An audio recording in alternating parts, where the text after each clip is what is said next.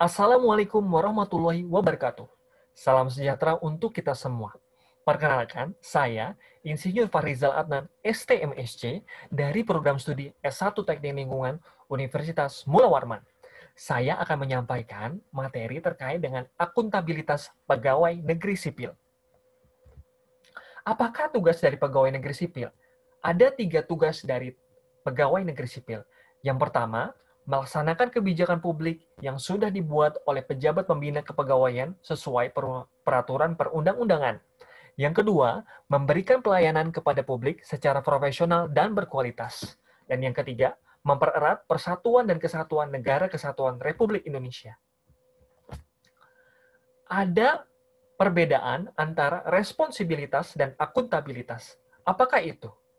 Responsibilitas adalah kewajiban untuk bertanggung jawab. Sedangkan akuntabilitas merujuk pada kewajiban setiap individu, kelompok, atau institusi untuk memenuhi tanggung jawab yang menjadi amanahnya. Inilah perbedaan antara responsibilitas dan akuntabilitas. Ada beberapa tingkatan akuntabilitas. Yang pertama, akuntabilitas personal, di mana ini terlihat pada nilai-nilai yang ada pada setiap orang. Yang kedua, akuntabilitas individu, di mana dia memiliki akuntabilitas secara individu kepada dinas atau instansi yang terdapat di bawah naungan dia.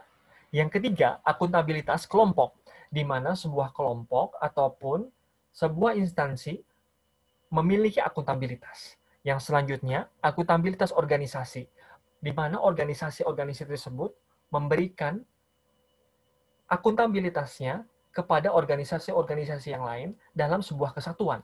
Dan yang terakhir, akuntabilitas stakeholder, di mana stakeholder kita adalah seluruh warga negara Republik Indonesia.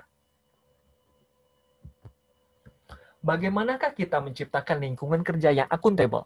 Yang pertama, ketika kita ingin menciptakan lingkungan kerja yang akuntabel, dipengaruhi oleh kepemimpinan. Kepemimpinan yang akuntabel dapat menjadi referensi bagi bawahan-bawahannya. Yang kedua, transparansi. Ketika segala sesuatunya dilakukan secara transparan, maka tidak menimbulkan prasangka yang ada. Sehingga ketika transparansi terjadi, orang dapat mengoreksi ataupun memberikan masukan terkait dengan proses yang telah terjadi. Yang ketiga, integritas. Di mana integritas ini adalah rem kita untuk dalam menjalani aktivitas kita. Yang selanjutnya adalah tanggung jawab. Di mana ketika kita ingin bekerja dalam lingkungan yang akuntabel, ada rasa tanggung jawab untuk mengerjakan tugas dengan sebaik-baiknya. Yang selanjutnya adalah keadilan. Bagaimana kita memperlakukan setiap orang sama. Tidak ada perbedaan berdasarkan latar belakang ataupun faktor-faktor yang lain. Yang selanjutnya adalah kepercayaan. Kita percaya bahwa setiap instansi ataupun orang-orang dalam suatu lingkungan kerja dapat melaksanakan tugasnya dengan baik. Yang selanjutnya adalah keseimbangan, membagi tugas berdasarkan kebutuhan secara seimbang antara satu petugas ataupun satu staf dengan staf yang lain. Yang selanjutnya adalah kejelasan. Kejelasan terkait dengan mekanisme yang ada ataupun SOP-SOP yang terdapat dalam instansi yang kita miliki, yang berada kita dalam naungannya. Untuk menjadi PNS yang akuntabel, maka kita harus memahami pertama, nilai-nilai dasar yang terdapat pada akuntabilitas PNS yang terdapat informasi kita bisa baca di buku-buku ini. Yang kedua, kode etik dan kode perilaku. Yang ketiga, komitmen, integritas moral, dan tanggung jawab pada pelayanan publik. Yang keempat, kompetensi yang diperlukan sesuai dengan bidang tugas.